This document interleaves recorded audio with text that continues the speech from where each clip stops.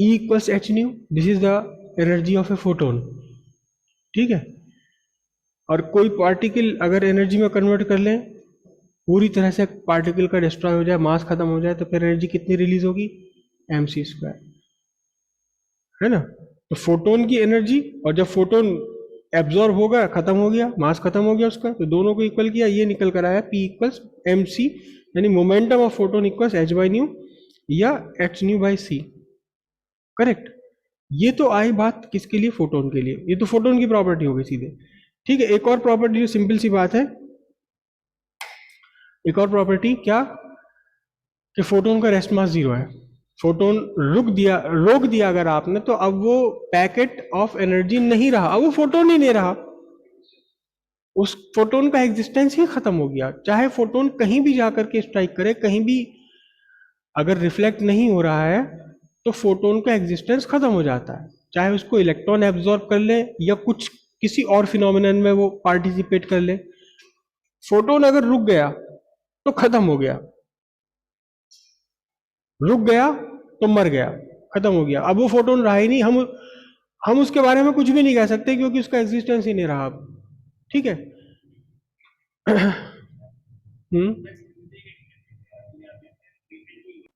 Photon का existence खत्म हो जाता है अगर ये रुक गया, किसी भी तरह से रुक जाए, चाहे वो फोटो इलेक्ट्रिक इफेक्ट में पार्टिसिपेट करे, ये दूसरे और बहुत सारे इफेक्ट होते हैं जहां पार्टिसिपेट करता है फोटोन, ठीक है।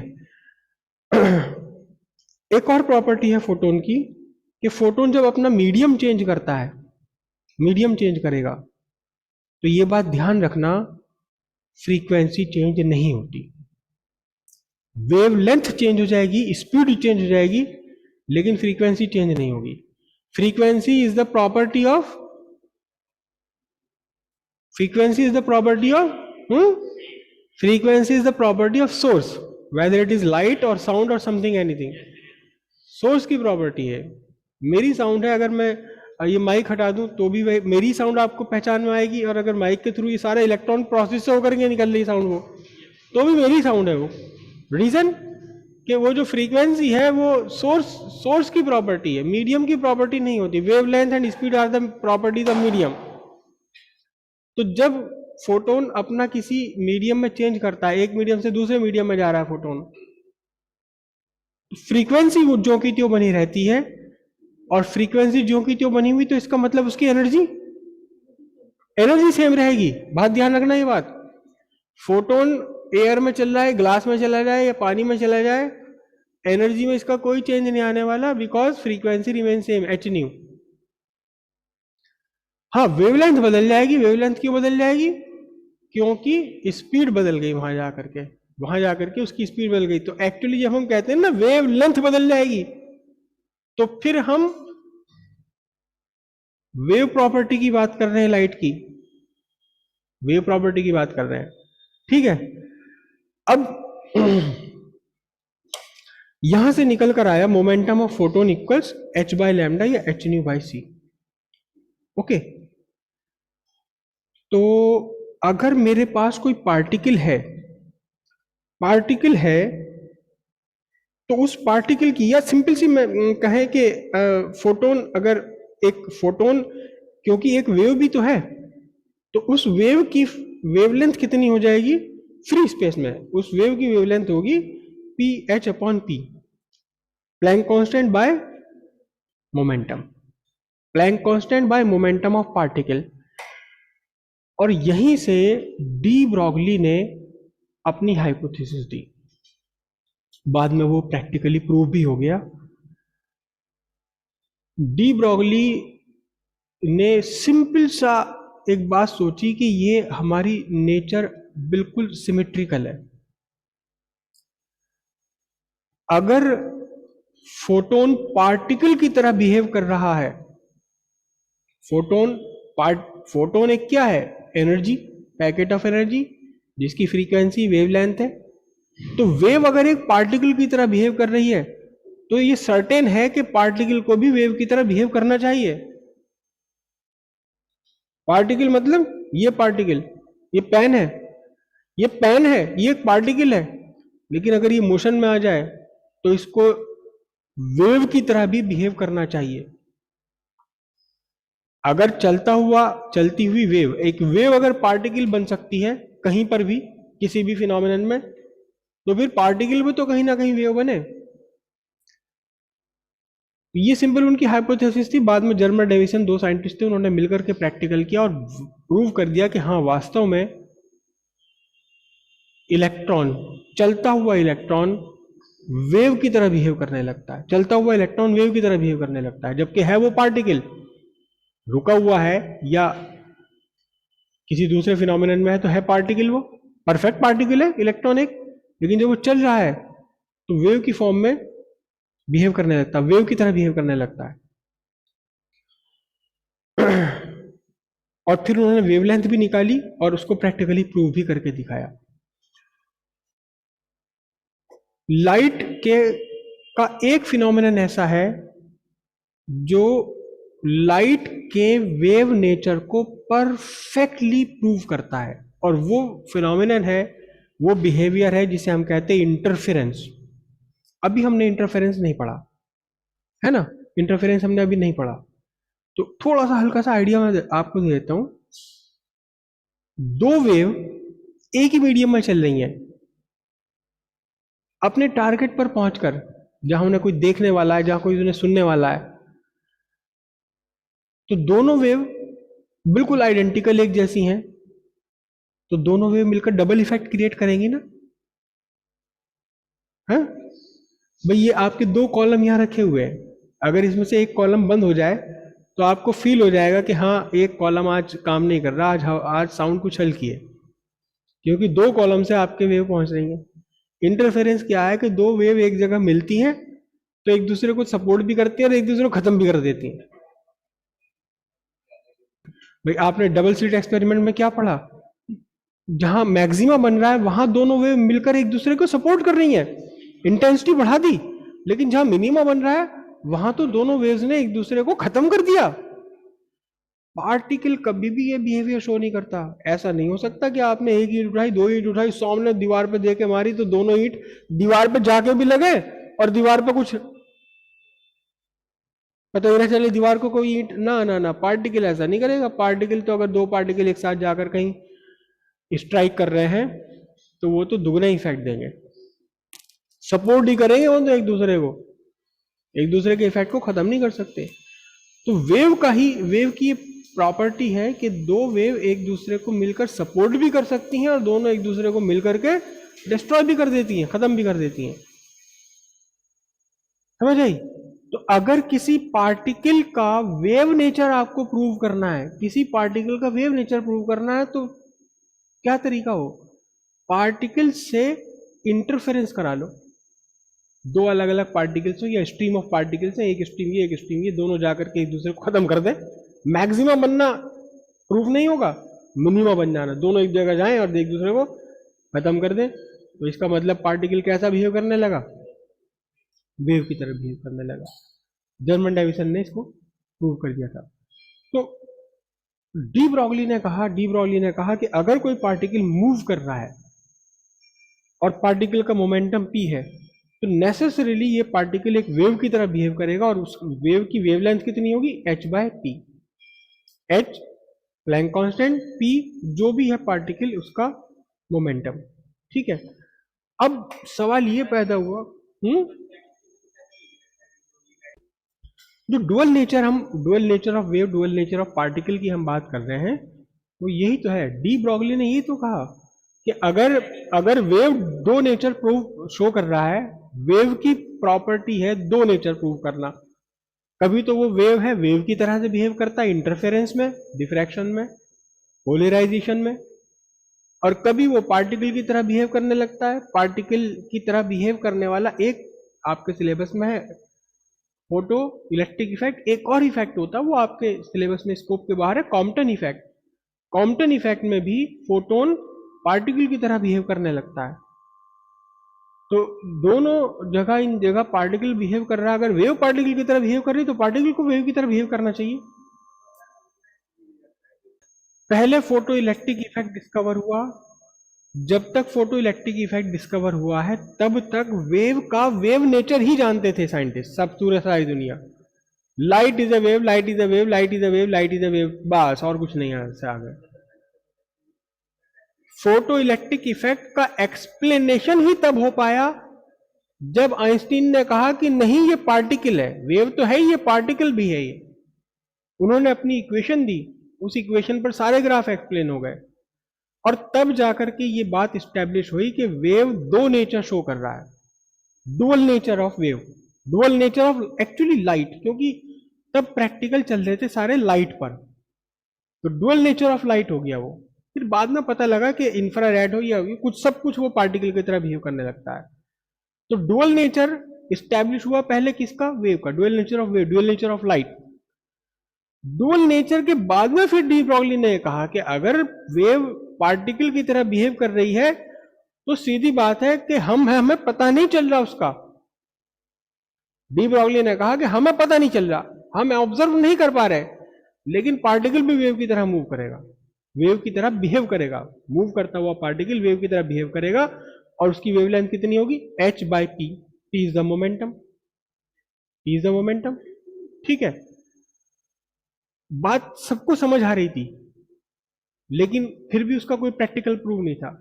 अब हम छोटा सा एक छोटी सी हम कैलकुलेशन करें जो हम अक्सर कराते हैं, मैं कराता हूं अक्सर। एक क्रिकेट बॉल है, क्रिकेट बॉल का mass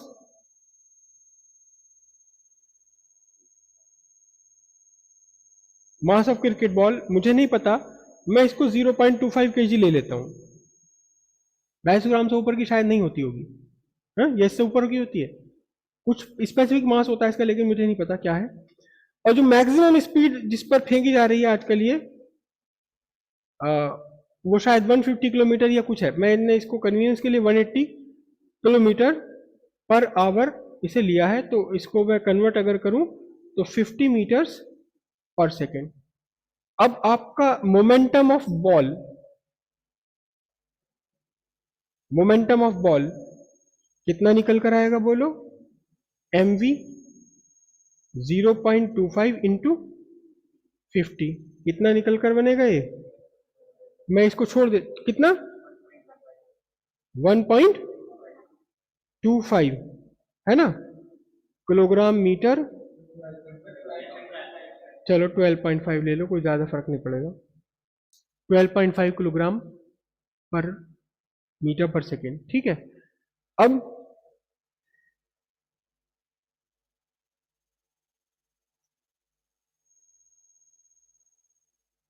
by de Broglie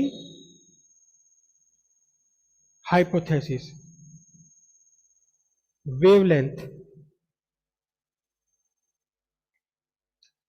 associated with moving ball, wavelength associated with moving ball, h upon momentum। h कितना है, Planck constant 6.67 into 10⁻⁻34 divided by 12.5। और इसको अगर हम कैलकुलेट कर लें पूरा का पूरा, अप्रोक्सीमेशन में निकल कर आ रहा है 10⁻⁻25 मीटर, और अगर हम इसे एंगस्ट्रॉम में कन्वर्ट करने लगे तो 10 इसमें से घटा दो पावर में से, 10⁻⁻15 एंगस्ट्रॉम, 10⁻⁻15 एंगस्ट्रॉम। हमारी जो लाइट है, जो नॉर्मल लाइट हम जिसमें हम रह रहे हैं, देख रहे हैं इसे, इसकी मिड रेंज यानी येलो कलर की लाइट का वेवलेंथ होता है लगभग 5500 एंगस्ट्रॉम, 5500 एंगस्ट्रॉम के आसपास है इसकी जो वेवलेंथ है। ठीक है, और सबसे कम वेवलेंथ 4000 एंगस्ट्रॉम के आसपास होती है रेड कलर की, सबसे ज्यादा वेवलेंथ, उल्टा बोल गया शायद मैं, रेड कलर की 7800 एंगस्ट्रॉम के आसपास है, और वायलेट की 4000 एंगस्ट्रॉम के आसपास। 4000 एंगस्ट्रॉम से कम की वेवलेंथ की लाइट यानी अल्ट्रा वायलेट हम देख ही नहीं सकते, फिर उसे ऑब्जर्व करने के लिए हमें स्पेशल टेक्निक्स यूज करनी पड़ेंगी अल्ट्रा वायलेट को देखने के लिए। ठीक है, इस पूरे नेचर में सबसे छोटी वेवलेंथ, पूरे नेचर में सबसे छोटी वेवलेंथ गामा वेव्स की है, गामा रेज, गामा रेज कितनी है, 0.1 एंगस्ट्रॉम से लेकर के 1 एंगस्ट्रॉम तक, 0.1 एंगस्ट्रॉम से लेकर के 1 एंगस्ट्रॉम तक, जो कि न्यूक्लियस से निकलती है। और इस गामा रेडिएशन को ऑब्जर्व करने के लिए कि किसी न्यूक्लियस में से गामा रेडिएशन निकल रही है, उस गामा रेडिएशन को देखने के लिए बहुत कॉम्प्लिकेटेड फिनोम प्रैक्टिकल्स हैं, मशीन्स हैं, जिनसे पता लगता है कि हाँ गामा रेज निकल रही हैं। उन्हें ऑब्जर्व करना, इतनी छोटी वेवलेंथ की वेव को ऑब्जर्व करना आसान नहीं है। तो गामा वेवलेंथ कितनी होगी? 10⁻⁻1 एंगस्ट्रॉम, 10⁻1 एंगस्ट्रॉम। और ये कितनी वेवलेंथ आ रही है? 10⁻15 एंगस्ट्रॉम। तो हम इसे कैसे ऑब्जर्व कर पाएंगे? जब 1 एंगस्ट्रॉम वाली गामा वेव्स को ही ऑब्जर्व करना आसान नहीं है, तो उससे तो लाखों करोड़ों गुना छोटी वेवलेंथ है ये। 10⁻15 एंगस्ट्रॉम को हम कैसे ऑब्जर्व कर पाएंगे? नहीं कर सकते, ऑब्जर्व नहीं कर सकते, राइट? क्यों? क्योंकि वेवलेंथ फाइंड करने में जो प्लैंक कांस्टेंट है, इसमें -34 आ रहा है। इसमें क्या आ रहा है? -34 आ रहा है। तो अगर किसी पार्टिकल की वेव नेचर को हमने ऑब्जर्व करना है, तो उसका जो मोमेंटम है, उसका मोमेंटम भी तो 10⁻⁻ समथिंग समथिंग समथिंग होना चाहिए, ताकि -34 कुछ कुछ से नीचे जाए। समझे बात? तो अगर हम इलेक्ट्रॉन ले लें, अगर बाई दी वे हम इलेक्ट्रॉन ले पाए, तो इलेक्ट्रॉन लाइटेस्ट पार्टिकल है, इससे छोटा तो है नहीं कोई भी, इससे हल्का पार्टिकल तो कोई भी नहीं है। अगर बाई दी वे हम इलेक्ट्रॉन ले पाए, तो इलेक्ट्रॉन के लिए क्या उसकी वेवलेंथ ऐसी है जिसे हम ऑब्जर्व कर पाए? तो इलेक्ट्रॉन से कैलकुलेशन करते हैं, हम इसे कहते हैं मैटर वेव। जो ये वेवलेंथ निकल कर आई है ना, ये this lambda equals h/p metre, this is called the wavelength associated with matter. Matter wave क्या बोला जाता है इसको? इसे बोला जाता है मैटर वेव। ठीक है? तो अगर इलेक्ट्रॉन, चलता हुआ इलेक्ट्रॉन बिहेव करे वेव की तरह से, तो उसकी वेवलेंथ कितनी होगी, उसे हम कैलकुलेट करते हैं। क्योंकि इसके मास में जो 10⁻30 कितना आ जाएगा? -31 समथिंग है ना। इलेक्ट्रॉन का जो मास है वो कितना? 9.1 इंटू 10⁻31 kg।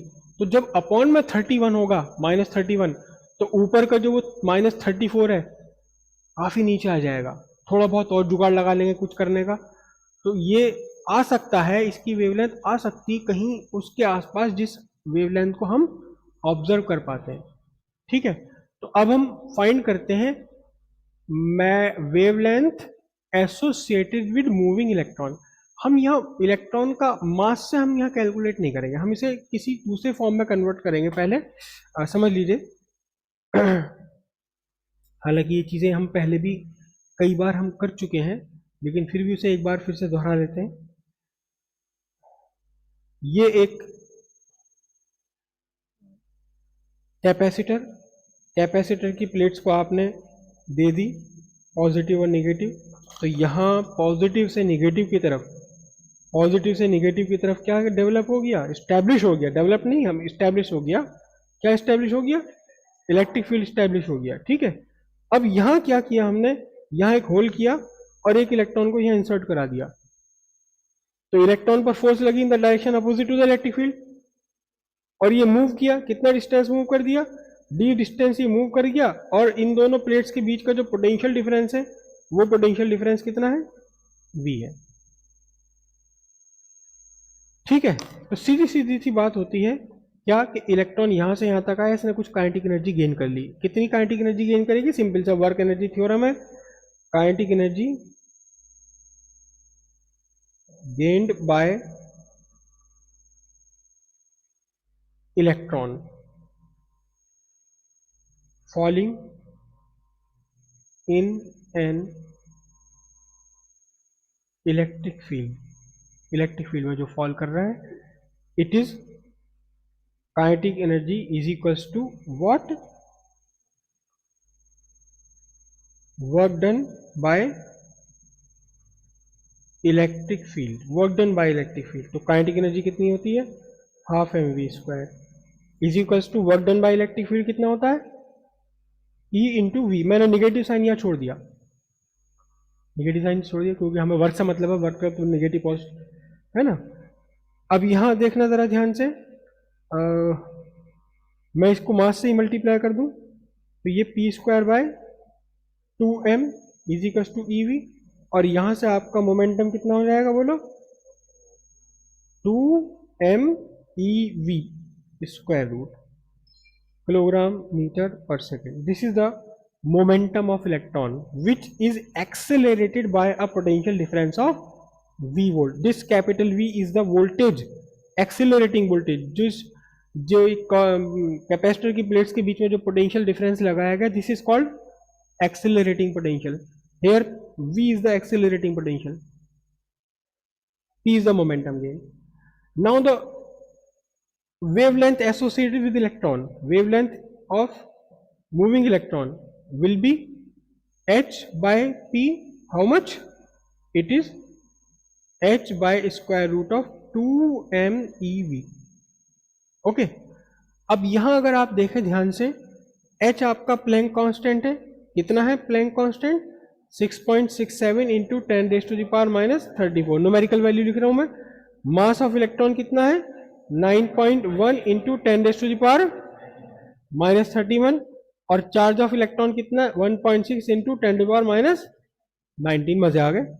अपॉन में देखो 31 भी मिल गया निगेटिव, और ये भी मिल गया निगेटिव, तो काफी हेल्प मिल गई ना। h, 2m और v, इन सब की वैल्यूज सब्स्टिट्यूट कर दूं मैं, तो सीधे सीधे हम निकाल देते हैं।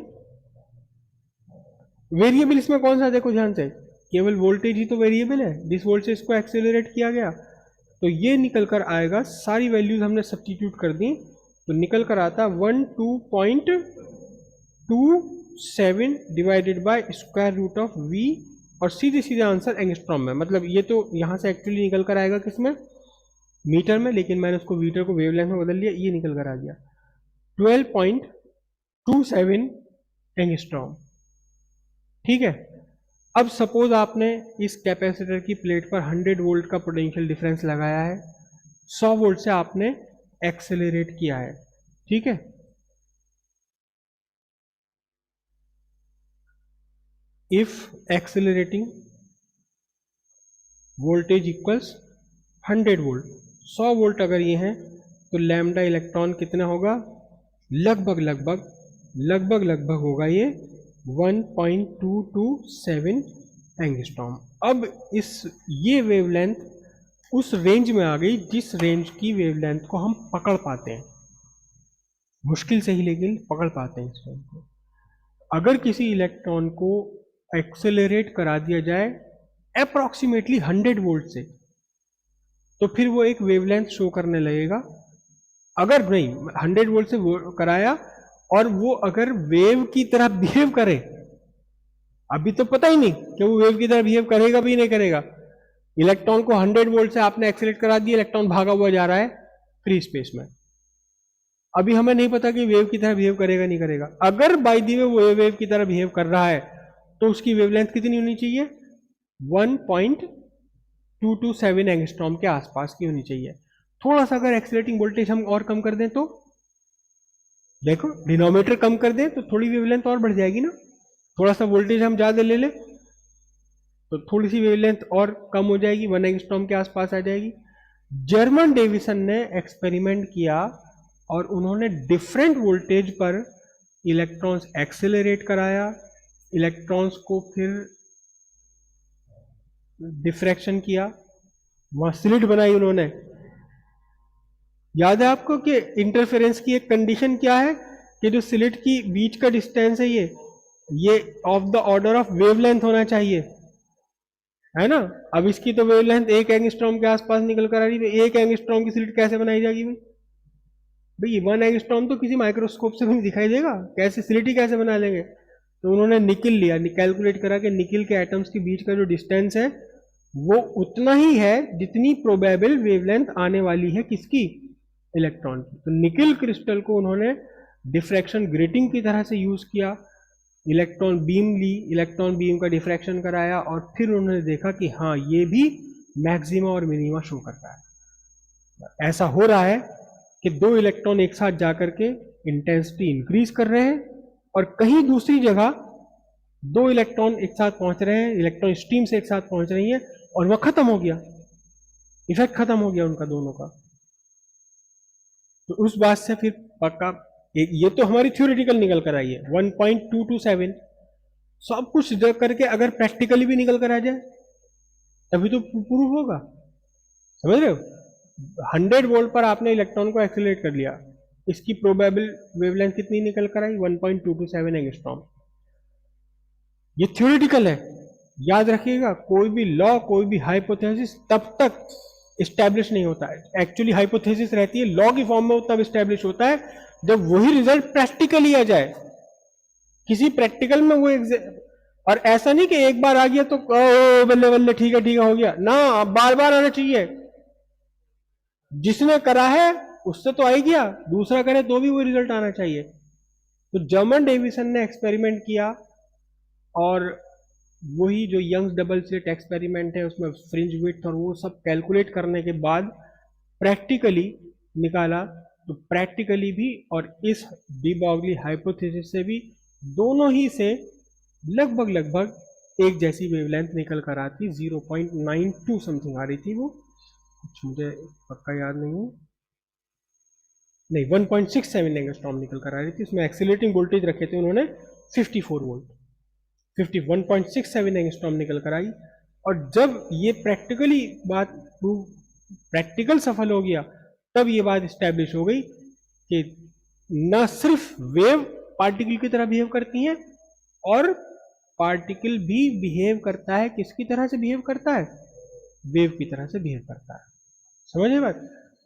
और जर्मन डेविसन के इस प्रैक्टिकल के बाद एक बहुत ही नया इंस्ट्रूमेंट डेवलप हो गया। अभी हमारे नॉर्मल यूज में नहीं है वो, हमारे नॉर्मल यूज में नहीं है वो, मेरे ख्याल से इंडिया में शायद अभी है नहीं, अगर है तो मुझे कंफर्म नहीं है, कहीं शायद इसरो वगैरह में कहीं हो। इलेक्ट्रॉन माइक्रोस्कोप तो आपने सुने हैं ना, इलेक्ट्रॉन माइक्रोस्कोप से भी ऊपर है वो, उसका रिजोल्यूशन इलेक्ट्रॉन माइक्रोस्कोप से भी ज्यादा है, जिसे हम बोलते हैं tunnelling microscope. Tunnelling microscope, electron microscope में बिहेवियर यूज किया जाता है इलेक्ट्रॉन का wave behaviour, electron as a wave. तो उसकी जो शार्पनेस है, क्लैरिटी है, उसके जो मेगापिक्सल है, वो हमारे ऑप्टिकल कैमरा से लगभग 5000 गुना ज्यादा होते हैं।